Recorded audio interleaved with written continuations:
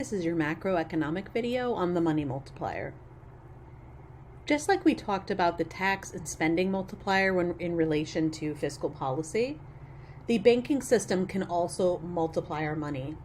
In the last video, we showed how a fractional reserve system, just by issuing loans and credit to people, can increase the total amount of money spent in the economy, thus creating an increase in the money supply without the government having to actually print more money. The issuing of credit through loans and credit cards creates more money in spending, even though it's generating debt as well. So the way that a fractional reserve system multiplies the money supply is referred to as the money multiplier. This is the amount of money that the banking system can generate with each dollar of deposits and reserves.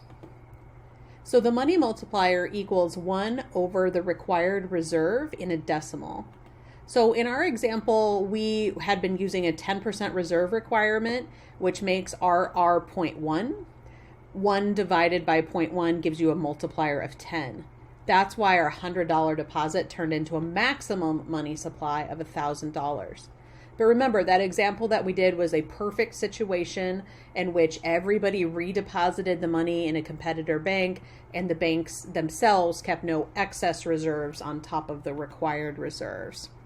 But this money multiplier allows money to get increased, or the total money supply in our country to generate more spending without the government actually having to print money to do it. All right, we are going to do active learning number 2. While cleaning your apartment, you look under the sofa and find a $50 bill. You deposit the bill into your checking account. In this example, the Federal Reserve Bank's reserve requirement is 20% of deposits.